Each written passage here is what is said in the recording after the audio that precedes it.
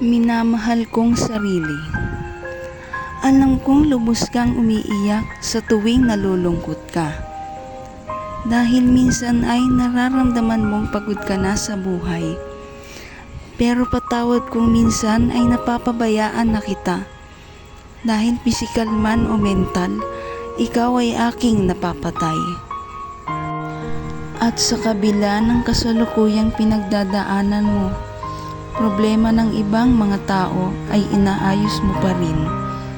Kahit na hindi mo kayang ayusin ang sariling sugat mo. Dahil mas intensyon mo na may mga tao kang matulungan.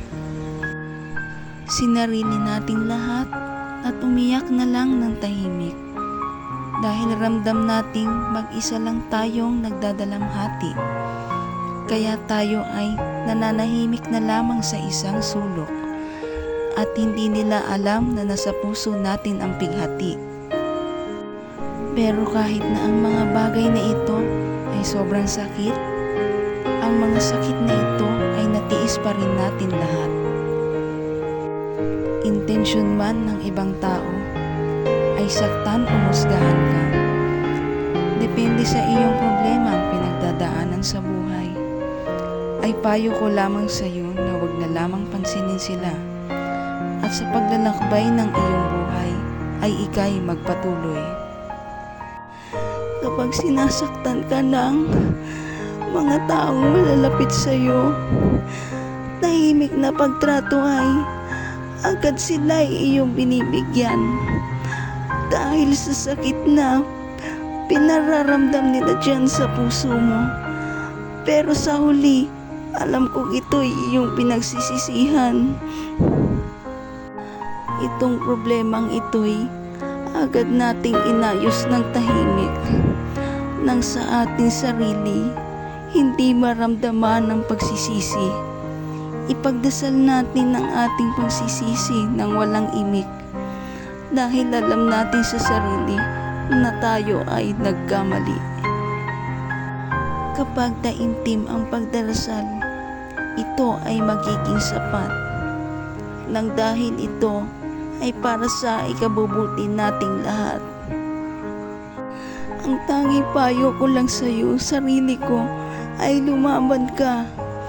Lumaban ka palagi sa anumang hamon ng iyong buhay.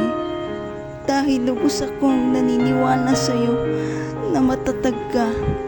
Hindi madali sumuko at hindi basta agad bibigay.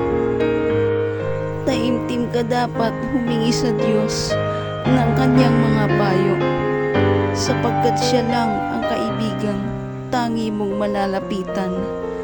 Naniniwala ako na nandyan lang siya lagi sa tabi mo.